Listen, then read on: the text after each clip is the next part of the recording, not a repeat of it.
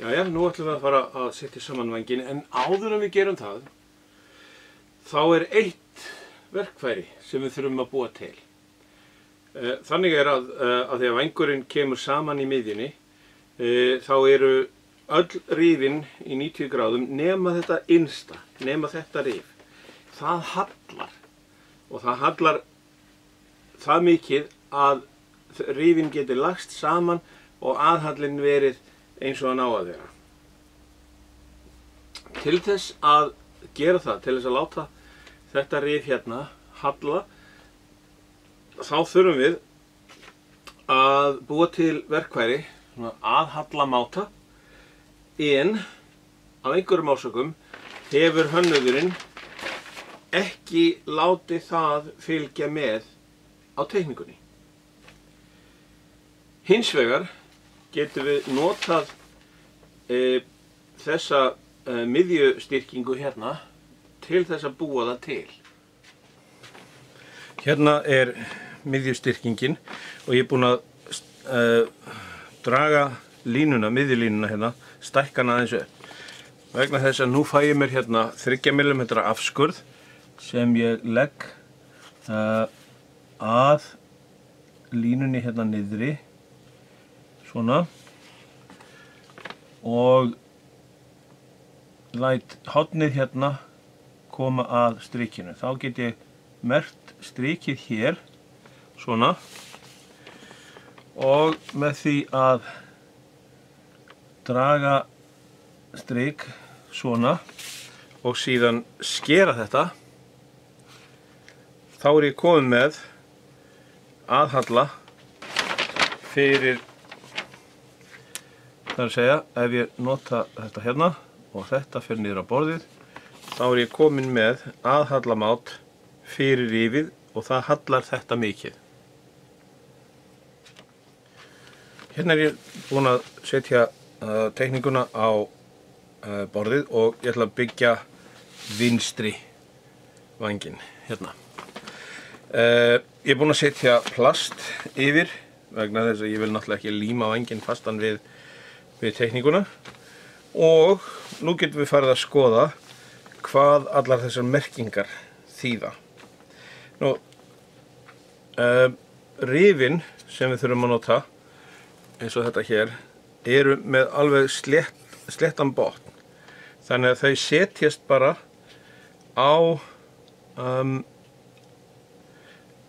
borðið, en af því að þau eru með sléttan botn, þá getum við byrjað á því að leggja niður alla klæðninguna, botnklæðninguna, og hún er sýnd með hérna, það er bæði botn og topp, þannig að maður gæti ímyndið sér að það væri bara toppklæðning, en það er líka botnin.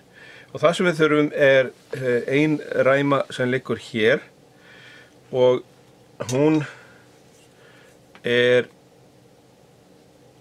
2,5 cm, 26 mm sýnist mér vera hérna.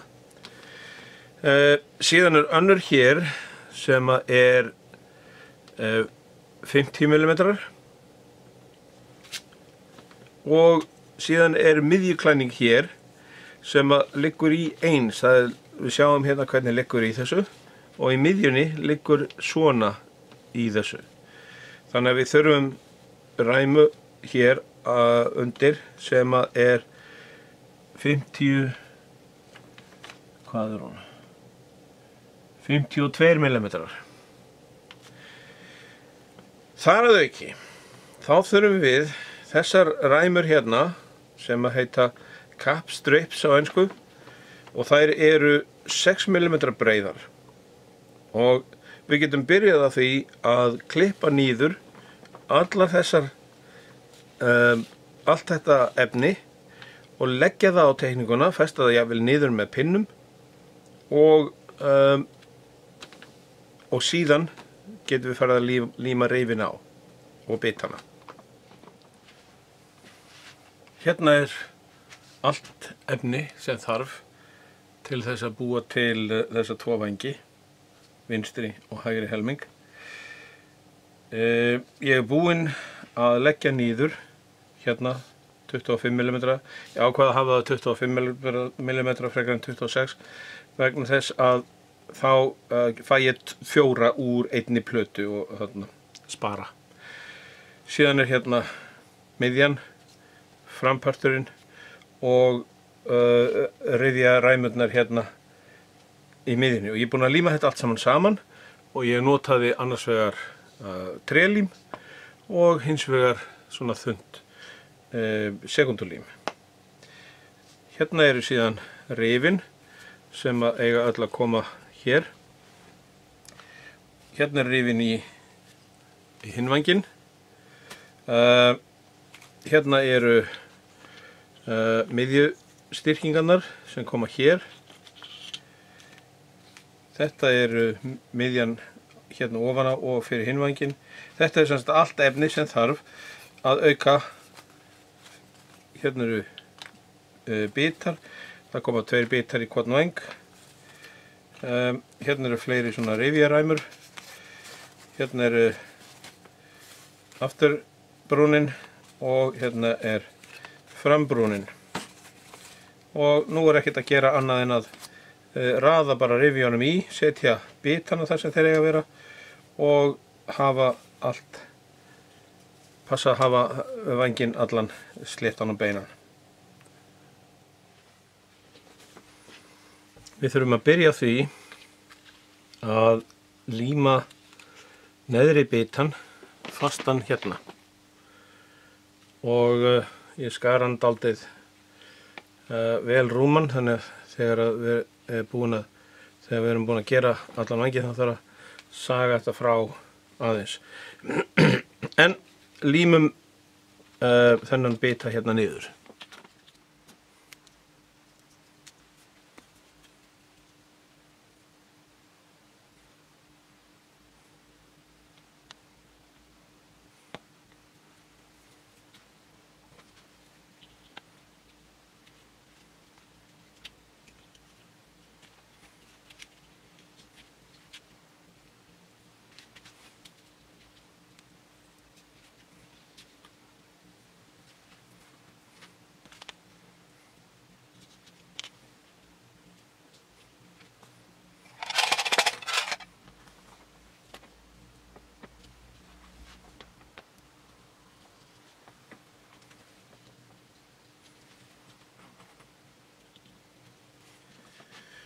Nú getum við byrjað að raða rifjunum á. En þá kemur upp spurningin, ef við erum búin að hylja vænginn með balsa, hvernig vitum við hvað rifin eiga að koma? Ok. Þessi hönnuður hefur verið mjög skynsamur því að hérna og hérna eru 2 strik fyrir framan og aftan vænginn og rifið á að koma akkurat þannig að það standi á milli þessara 2 strika. Þetta sem sagt segir okkur hvar rifið á að vera. Við þurfum ekki annað en að bara rétt aðeins bera augun á það og þá sjáum við hvernig þetta á að vera. Og rifið liggur niðri alveg alla lengdina. Fyrsta rifið sem við límum niður er það sem kemur hérna á endan, í miðjuna, í rótina. Stundum gæti verið að rifin séu aðeins þröng í og þá er ágætt að hafa einhverja svona litla þjöl eða rasp þannig að það detti hérna hún í. Og til þess að setja þetta á sinn stað með réttum halla þá notum við verkfærið sem við bjuggum til. Það er ágætt að nota það bara hérna við bitan svona og þá fáum við rétta hallan á rifið.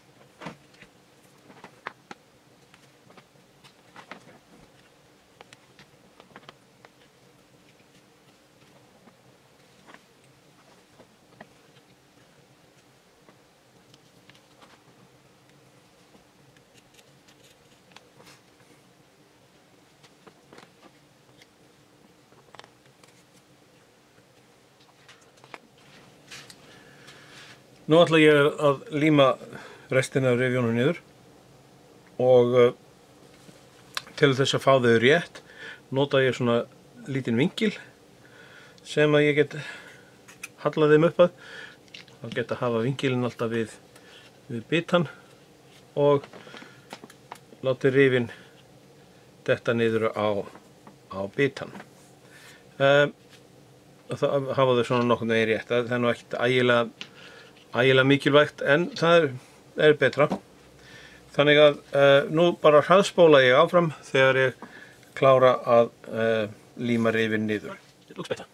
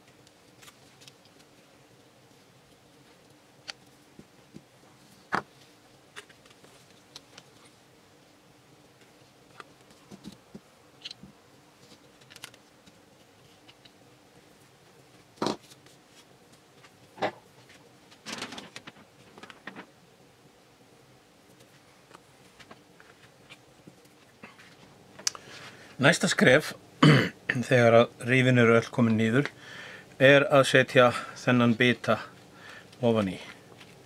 Og það þarf stundum að ýta smávegis á eftir honum. Það gæti verið að rifin séu, raufarnar í rifjunum séu þröngar.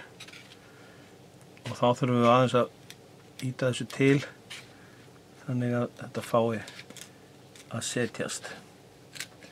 Í verstu tilfellum gætum við þurft að fara með svona rasp á, en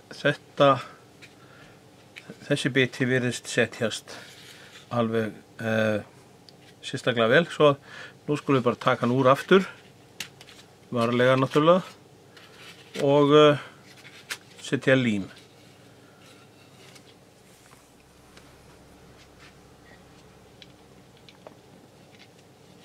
Hérna sést það tækni sem ég nota. Ég set puttan fyrir og set lím, sprauta lími í og þá fer það þar sem það á að fara.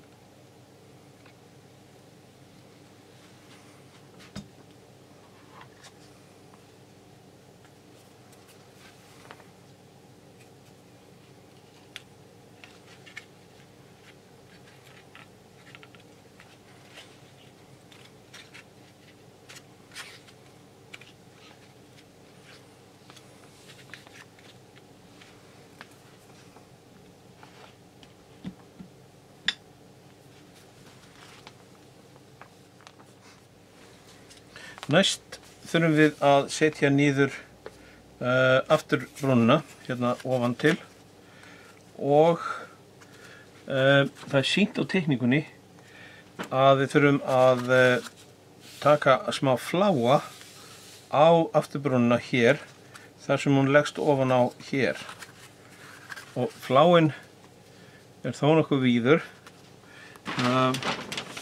Teikningin sýnir hérna að það þarf að leggjast ofan á. Ef við skoðum þetta þá er þetta svona sæmilegt. Þetta er kannski best gert með sandpapír svona.